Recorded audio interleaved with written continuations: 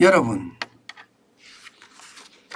북한의 해킹 그룹이 가상화폐 자산만 적어도 말입니다 10억 달러 이상 탈취했다는 그런 보도가 나옵니다.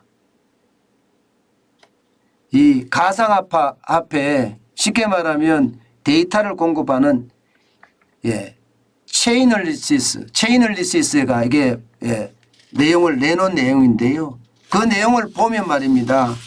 적어도 말입니다. 북한의 해커 그룹이 디파이 프로토콜에서 적게는 10억 달러입니다. 많게는 10억 달러 이상 가상 자산을 탈취한 것으로 추정하고 있다. 이렇게 해석을 하고 있습니다. 10억 달러면 우리 돈으로 1조 3천억 원이에요. 어마어마한 돈이죠. 어마어마한 돈입니다.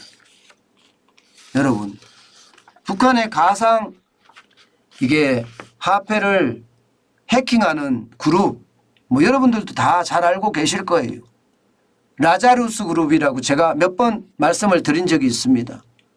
이게 라자루스 그룹이라는 데가 바로 북한 정부를 대신해서 가상자산 해킹을 담당하고 있는 사이버 범죄 조직이 아닐까 이렇게 예상하고 있습니다. 이 라자루스 그룹이라는 게 지난번에 왜 사이버 해킹했던 거 있잖아요. 2014년에 소니 해킹했죠. 2016년에 방글라데시 중앙은행 해킹했죠. 이거 한 게 라자루스 그룹이라고 그렇게 알려져 있습니다. 여기에다가 한국이나 미국의 금융기관을 대상으로 해킹을 벌이는 것도 이 라자루스 그룹이다 이렇게 이야기를 하고 있거든요. 여기에다가 브랜던이라는 데가 있습니다. 브랜던이라는 그룹은요.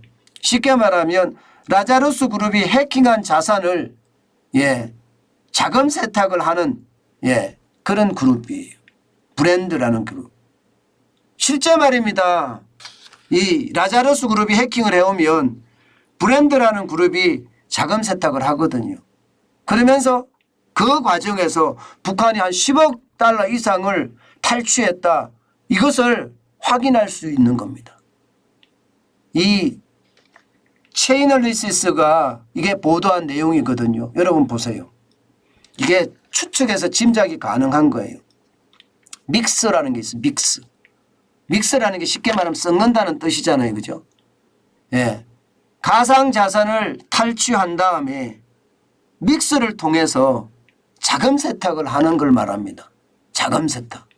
믹스라는 것은 일반적으로 이야기하면 이런 거예요. A라는 사람이 자금 세탁을 해달라고 이야기를 하면 코인을 집어넣잖아요. 그럼 믹스가 거기서 수수료를 받고 A의 어떤 가상자산을 B, C, D에 나눠주고요. 또 B, C, D로부터 그만큼의 가상자산을 가져와서 다른 지갑에다 넣어줍니다. 그러면 B, C, D의 어떤 일정 지분만 가지고 왔고 그렇기 때문에 이 가상자산이 어디서 나왔는지 잘 모르잖아요. 이렇게 세탁하는 과정을 믹스라고 합니다. 믹스. 쉽게 말하면 여러 곳에서 조금 떼서 말입니다. 내가 맡긴 돈만큼 만들어 주는 겁니다. 그러면 그 가상자산이 결국은 세탁이 돼서 이제 활용이 되겠죠. 그런데 그 금액이 말입니다. 보세요, 여러분. 그 금액이 2021년 2분기에는요. 전체가 3억 1,500만 달러였었는데 북한의 비중이 7.3%다. 이렇게 체인얼리시스는 분석하고 있고요. 7.3% 정도다. 그리고 3분기에는 전체 믹스로 이게 쉽게 말하면 불법 세탁되는 금액이 3억 5,700만 달러였었는데 북한의 어떤 범위가 18.4%다. 그리고 4분기에는 4억 4,700만 달러였는데 37.4%다 이렇게 냈고요. 2022년 1분기에는요. 2억 8,700만 달러였는데 9.1%가 긴데 여러분 보세요. 2분기 보세요. 2분기에는 전체 금액이 8억 400만 달러입니다. 그중에 77%가 북한의 어떤 자금 세탁이었다는 그런 분석이 나오고 있습니다.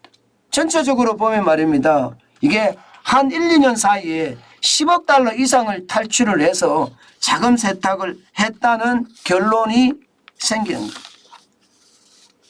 이런 것을 보고 있으면 여러분 도대체 북한이라는 나라는 이게 나라가 맞아요?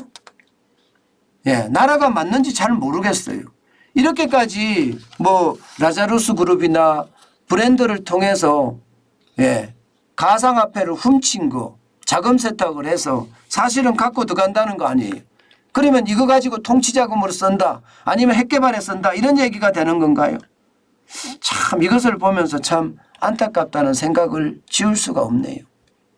도대체 북한이라는 나라는 예, 언제 정상적인 나라가 될까요? 예, 참 안타깝죠. 여러분도 보시면 예, 정확하게 지금 체인얼리시스에서 분석한 내용을 보고 계시는 겁니다. 이게 정상적인 국가 또 정상적인 사람 참 이런 게 참 쉽지 않은 것 같아요. 가끔씩 보면 전 세계에도 그렇잖아요. 비정상적인 국가들이 참 많잖아요. 예, 그런 국가가 있듯이 정상적인 국가 우리가 생각하는 정상적인 국가 쉽게 말하면 법과 원칙이 통하는 게 정상적인 국가라고 생각을 해야 되죠. 도둑질하고 훔치고 강도질하는 것은 이건 정상적인 국가라고 할 수가 없죠. 예, 그런 나라들이 참 많다. 그중에 북한도 하나라는 게 사실 많이 서글픕니다. 참 안타깝기도 하고요. 예, 북한도 우리 민족이긴 하잖아요. 그런데 예, 나라를 운영하는 방식이 완전히 다르다는 게 예, 안타깝기 거지없습니다.